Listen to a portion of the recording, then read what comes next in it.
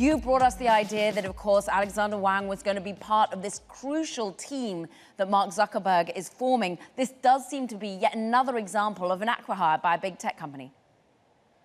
It does, because as you mentioned, Caroline, there is that $14.3 billion investment, but Alexander Wang is joining Meta. So are some of the other employees from Scale AI. So while Meta is obviously, now a 49% stakeholder in Scale, it's taking the CEO over to Meta. So a lot of people are sort of viewing this as a very expensive acquihire. Obviously, there's still Scale is still going to be operating independently. It's going to have an interim CEO, but given the talent that is moving from Scale to Meta, this is a very expensive talent grab, and this is something that I think we've seen from Mark Zuckerberg before, and something that he is clearly very, very focused on AI right now. We've seen it from other key tech companies, this acquihire idea, the fact that maybe you skirt any regulatory oversight, particularly when perhaps Meta's in front line when it comes to the FTC investigation. You're thinking Microsoft with Inflection, you're thinking Amazon with Adept, you're thinking of Google with Character AI, Kurt. What does this show about the anxiety that Mark Zuckerberg has right now?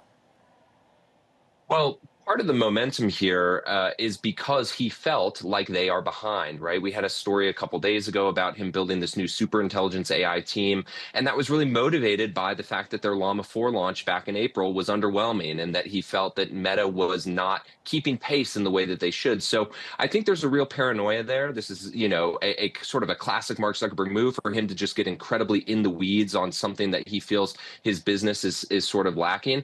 But I also think it just speaks to the limit in terms of how much talent there is out there in the AI space, like really good talent. Like the fact that they're willing to spend this much on these folks sort of says that it's a very competitive landscape when it comes to hiring people. And I think we've seen that across the board, and it's only going to get tighter now that everyone's sort of picked their various startup that they're backing here. It's interesting, we've already heard from OpenAI saying they're going to stick working with Scale AI, which is now going to be helmed by Jason Droge. He was previously the strategy officer, now he becomes the CEO. But talk to us about what Alexander Wang brings in particular. He's got a very good way of networking, particularly on Capitol Hill.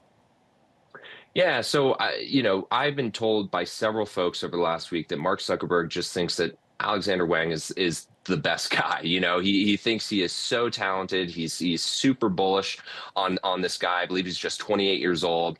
And you're right, Caroline. He brings a great network. Everyone I've talked to has said this guy knows everybody in the AI space. He also, as you point out, knows folks on Capitol Hill. This is a time when I think Meta and Mark Zuckerberg in particular are trying to build relationships with the Trump administration. We've seen them sort of announce plans to partner with Anduril on potential military tech. So it's a bit of a new, direction for this company trying to get into perhaps government contracts. And I think Alexander Wang brings some of that connectivity to Meta and Mark Zuckerberg. And so in addition to the AI experience, this is also someone who might be able to help him out relationship-wise.